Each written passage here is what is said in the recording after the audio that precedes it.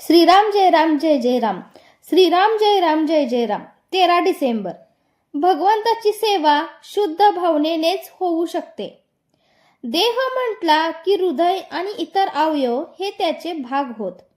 पण समजा देहाचे इतर सर्व अवयव शाबूत आहेत आणि हृदय तेवढे बंद पडले तर सर्व इंद्रिये शाबूत असूनही त्यांचा उपयोग नाही.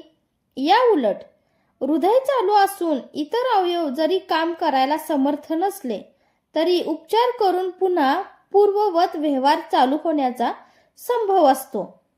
फार काय, पण एखादा अवयव काढून टाकावा लागला तरी हृदय शाबूत असले तर काम भागते.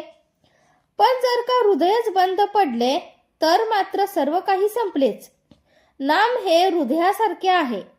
इतर साधने ही बाकीच्या अवयवांसारखी आहेत. म्हणून नाम नसेल तर इतर साधने फलदायी होऊ शकणार नाहीत. आता या जन्मात एवढे पुरे. हा न्याय फक्त भगवंताच्या स्मरणाला तुम्ही लागू करता, पण पैसे मिळवण्याला किंवा विषय भोगण्याला मात्र तो लागू करीत नाही. याचे कारण भगवंताचे स्मरण केले नाही तरी चालते असे वाटते. प्रपंचात जिला प्रीती असे म्हणतात ती भगवंताकडे लागली की भक्ती बनते. प्रपंचातला लोभ भगवंताची आवड बनते. अशा रीतीने आपले विकार भगवंताकडे लावता येतात. एक प्रवासी होता. गाडीमध्ये त्याला जागा चांगली मिळावी म्हणून आपल्या स्टेशनवर न उतरता गाडी शेवटी थांबते तिथपर्यंत तो गेला आणि त्याच गाडीने तो पुन्हा परत आपल्या गावी आला. त्याचप्रमाणे आपला जन्ममरणाचा प्रवास चालला आहे. तुम्ही या प्रवासाप्रमाणे परत येऊ नका. प्रवासामध्ये केळी, संत्री वगैरे फळे घ्या, म्हणजे इथे घरे बिरे बांधा, पण आपले स्टेशन विसरू नका. भगवंत हे आपले स्टेशन आहे. अलीकडे शास्त्री पंडित सुद्धा सर्वजण भगवंताच्या उलट बोलू लागले आहेत.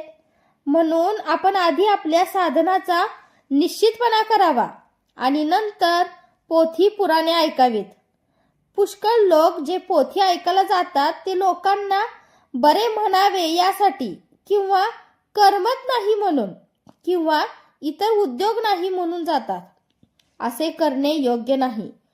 पोथ्या पुराणांच्या मध्ये दोष नाही, पण सांगणारा आपले काहीतरी त्याच्यामध्ये घालून सांगतो आणि ते बाधक ठरते. कर्तव्याची जाणीव आणि भगवंताचे अखंड अनुसंधान हे सर्व पोथ्यांचे सार आहे. आपण जसे करतो तसे बोलण्यासाठी आपण आपले बोलणे कमी केले पाहिजे. बोलणे कमी करायला मन गुंतवून ठेवणे जरूर आहे. भगवंताची सेवा शुद्ध भावनेनेच होऊ शकते. ह्या भावनेचे मूळ प्रत्येकाच्या हृदयात असते. हीच शुद्ध भावना आपल्याला तारते. मंदिर आणि समाधी तारीत नाही.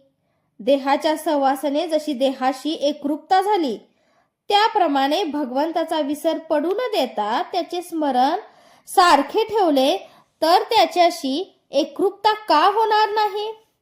जय जय रघुवीर समर्थ. आजचे बोधवाक्य. परमार्थ कितीही कठीण असला तरी नामाने तो सुसाध्य असतो.